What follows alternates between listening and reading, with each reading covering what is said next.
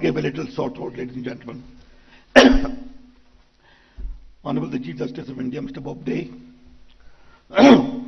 distinguished judges of Supreme Court, Attorney General, Solicitor General, law officers, Honorable judges of Supreme Court, Chief Justice of High Court, judges, and distinguished delegates from abroad. Welcome to India, where we are proud of our heritage, where we celebrate our diversity, where we are committed that the only way of growth and development is democracy, where people have the right to elect their leaders. And above all, our abiding commitment to the rule of law and in the glorious identity of an independent judiciary. That is what our primary constitutional value is about. The last 70 years of our journey after becoming independent is a glorious journey where, in spite of many challenges, we have sought to keep our democratic commitment in focus, respected the challenges and the resolution which the judiciary gave and the country accepted. If we see the last 70 years of the march of India, all the issues, complicated challenges which could arise anywhere in the world, India has to face, of race, of religion, of language, of caste, of community and region. There were challenging times. While the polity responded, the Supreme Court, the shining beacon of our judicial system, came with judicial resolutions and the country accepted. That has been the great march of our democracy, which we celebrate. Therefore, rule of law, which we are going to talk about, in my very considered view, contains two elements. One is fairness, the second is justice, and the third is certainty. These three elements must always comprise the rule of law principle which you are going to talk about. I was just mentioning, Honorable the Chief Justice, in the morning that I was very much impressed by the topics we have selected for deliberations. Gender justice is something we are very proud of.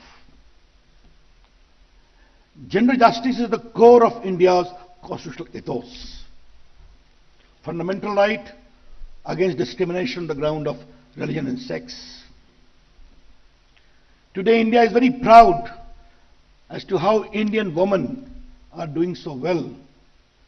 You can see so many women judges sitting here of High Courts and Supreme Court, including Chief Justices.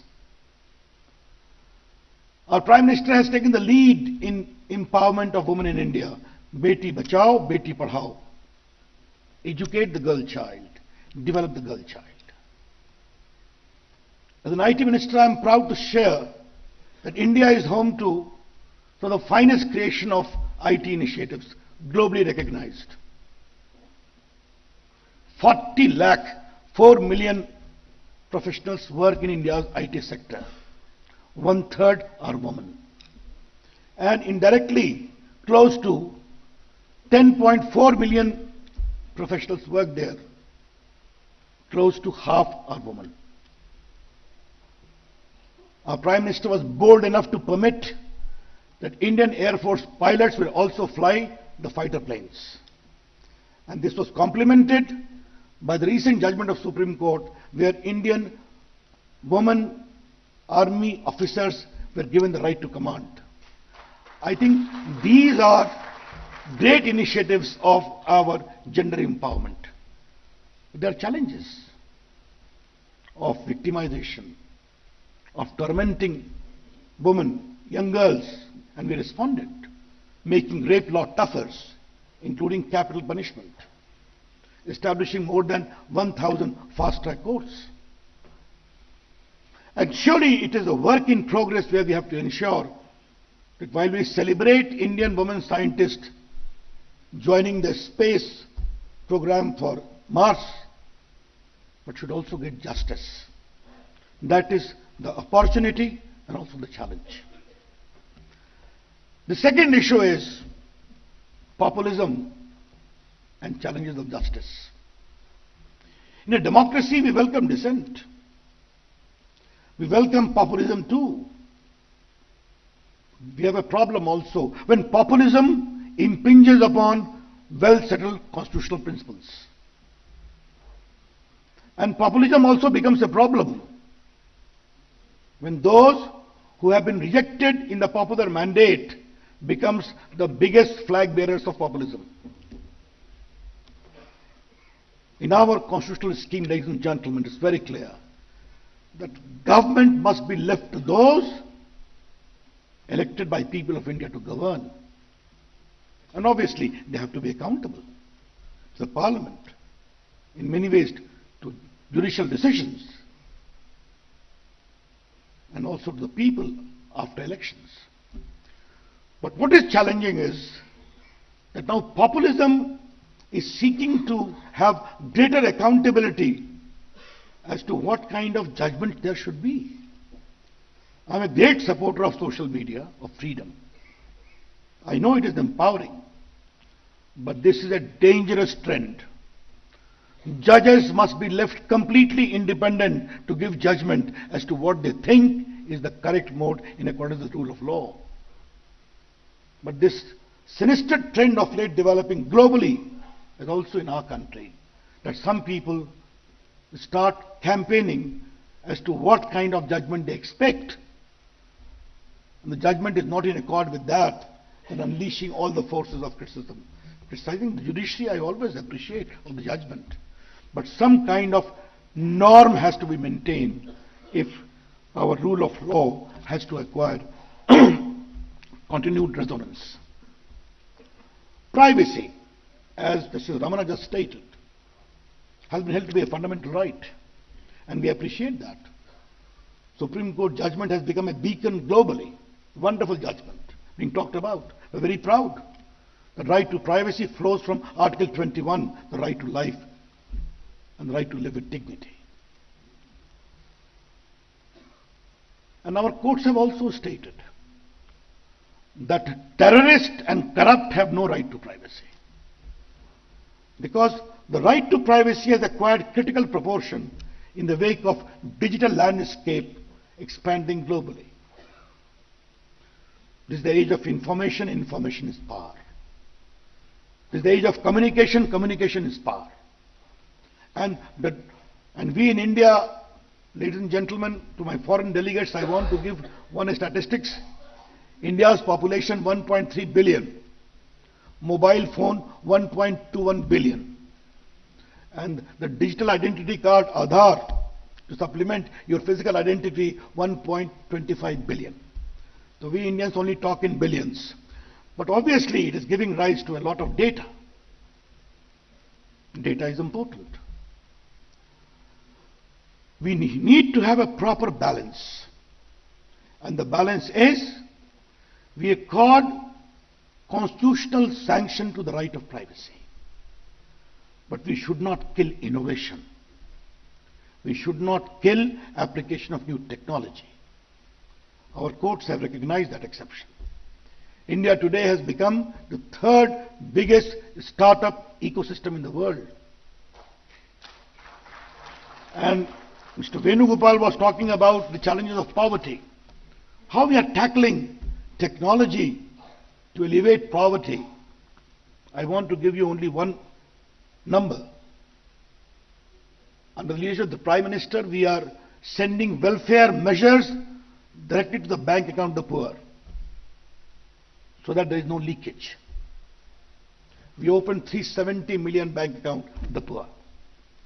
And in 429 government welfare schemes, we have sent $129 billion 9.22 lakh crore in the last 5 years, directly to the bank account.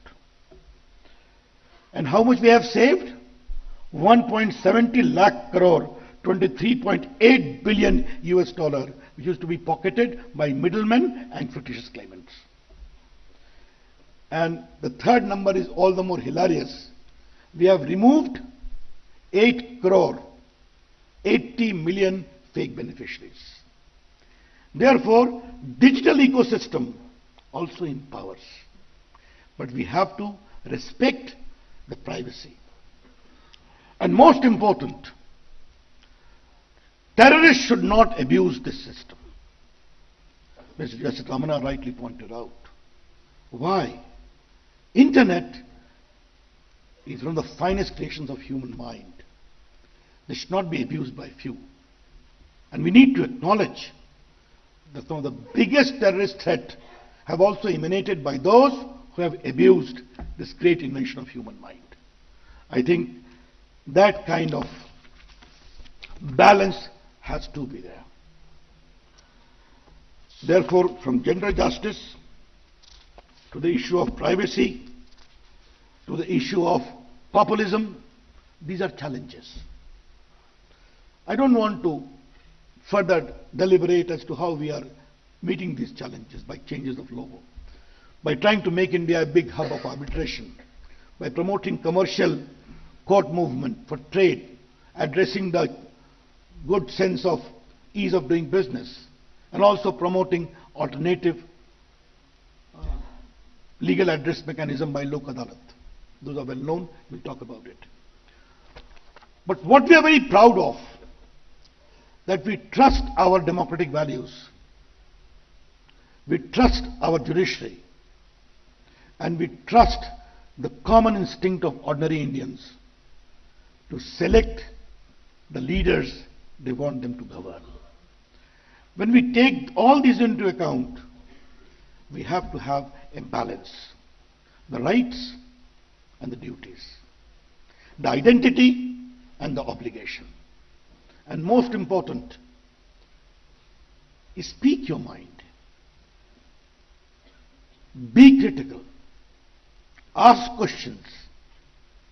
But it all should work in a manner that the identity of India as a country continues to remain strong and resurgent. Ladies and gentlemen, this is time for global challenges, for institutions, judiciary and state. Questions are being asked.